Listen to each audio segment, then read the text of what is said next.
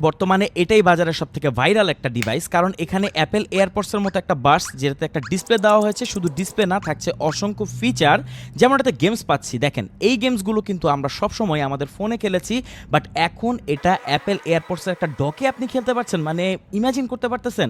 এখানে আরেকটা অপশন আছে, সেটা হচ্ছে মিউজিক কন্ট্রোল। মিউজিক কন্ট্রোল করার জন্য এখন কোনো ধরনের ফোনকে বের করতে হবে না, জাস্ট এটাতে ট্যাপ করেই আপনি প্লে পজ করতে পারবেন। ইভেন আপনি সং চেঞ্জ করতে পারবেন। দেখেন, আমি ইউটিউবের ভিডিও কিন্তু চেঞ্জ করছি একটার পর একটা, আর এটা খুব ফাস্ট হচ্ছে। এখানে আরেকটা অপশন আছে যেটা খুবই দরকারি, এটা হচ্ছে ফাইন্ড মাই ফোন। অনেক সময় আমরা আমাদের ফোনটা কোথায় রাখি বুঝতে পারি না, বাট এখানে ট্যাপ করলে ফোনটাতে রিংটোন বেজে উঠবে। সো ফোন কোথায় রেখেছেন ইজিলি আপনি ফাইন্ড আউট করতে পারবেন। আর এখানে যে ডিসপ্লেটি দেওয়া হয়েছে, এটা টাচ রেসপন্স, একদম স্মার্টফোনের মতোই, এমন না যে একটা ডিসপ্লেকে জাস্ট চিপকায় দেওয়া হয়েছে। দেখেন, এখানে আমি যেই বার্ডসটি বের করব সেটাই কিন্তু দেখাবে যে বের হচ্ছে। মানে এটা রিয়েল টাইম অ্যানিমেশন শো করে, আর এটা কতটা অ্যাকুরেট।